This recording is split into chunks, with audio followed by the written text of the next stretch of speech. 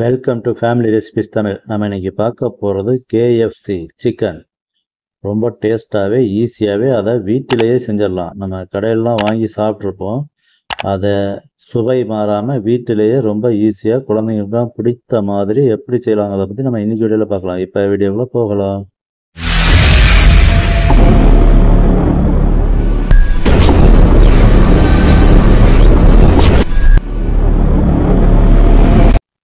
இப்போ KFC chicken செய்ய ஆரம்பிச்சிடலாம். அரை கப்பு தயிர், ஒரு முட்டை, ஒரு ஸ்பூன் சிக்கன் 65 மசாலா, அரை ஸ்பூன் மிளகுத்தூள், 1/4 ஸ்பூன் மஞ்சள் தூள், ஒரு ஸ்பூன் இஞ்சி பூண்டு பேஸ்ட்டு, ஒரு ஸ்பூன் எலுமிச்சை சாறு, இதெல்லாம் போட்டு நம்ம ஒரு பவுலில் போட்டு நல்லா மிக்ஸ் பண்ணிக்கலாம். லெமன் சாறை லாஸ்ட்டாக போட்டுக்கணும். அதோட தேவையான அளவு உப்பும் போட்டு நல்லா மிக்ஸ் பண்ணிக்கலாம். இதை நல்லா கலக்கிற வரைக்கும் நல்லா இந்த மாதிரி நல்லா மிக்ஸ் பண்ணிவிட்டு இதை அரை கிலோ சிக்கனில் நம்ம ஊற வைக்கணும். பார்த்தீங்களா, இந்த மாதிரி அரை கிலோ சிக்கனை எடுத்து லெக் பீஸாக வாங்கிக்கோங்க. லெக் பீஸாக வாங்கி சின்ன சின்ன கீரல் போட்டு நம்ம இந்த பேஸ்ட்டில் நல்லா நனைச்சி ஒரு பவுல்லையோ இல்லை ஒரு பிளேட்லேயோ வச்சிடலாம். வச்சுட்டு எல்லாத்தையும் அந்த மாதிரி புரட்டி அதில் வச்சுட்டு நம்ம மிச்சம் இருக்கிறத அது மேலே ஆட் பண்ணி நல்லா எல்லா பக்கமும் படுற மாதிரி வச்சிடலாம். அதுக்கப்புறம் இதை ஒரு 3 மணி நேரம் ஃப்ரிட்ஜில் வைக்கணும். ஆனால் ஃப்ரீசரில் வச்சிடக்கூடாது. பார்த்தீங்களா, இந்த மாதிரி ரெடி பண்ணி நாம் ஃப்ரிட்ஜில் 3 மணி நேரம் ஊற வச்சிடலாம். ஃபேமிலி ரெசிபிஸ் தமிழ் சேனலை லைக் பண்ணுங்கள், சப்ஸ்கிரைப் பண்ணுங்கள், பக்கத்தில் இருக்க பெல் பட்டனை எனேபிள் பண்ணுங்கள், ஷேர் பண்ணுங்கள். அடுத்ததாக நம்ம KFC சிக்கனுக்கு ரொம்ப முக்கியமான பொருளை இதுதான்.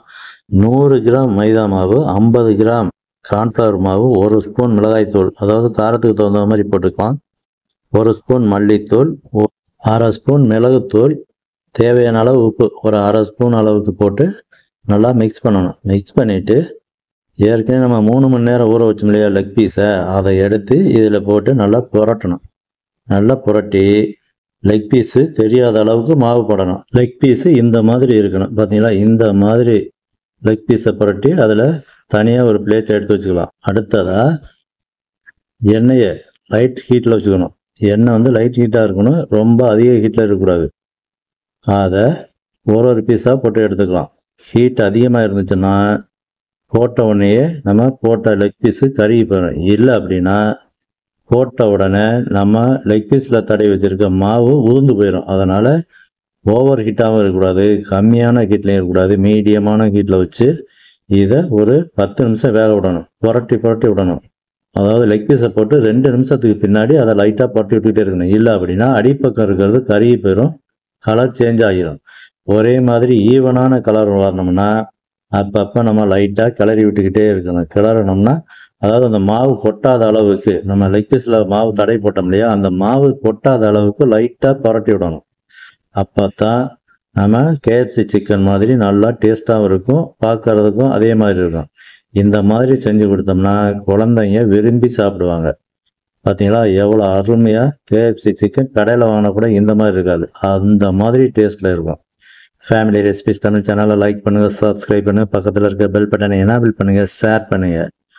பார்த்தீங்களா, லெக் பீஸில் இருந்த பப்புள்ஸ் வந்து குறைஞ்சிச்சு. முன்னாடியெல்லாம் பப்புள்ஸ் வந்து நிறையா வந்துச்சு, இப்போ குறைஞ்சிச்சு. இப்போ வந்து வெந்துருச்சுன்னு அர்த்தம். இந்த மாதிரி கண்டிஷனில் தான் நம்ம எடுத்துடணும். பப்புள்ஸ் அதிகமாக வந்துட்டு இருந்துச்சுன்னா ஃபுல்லாக வேகலைன்னு அர்த்தம்.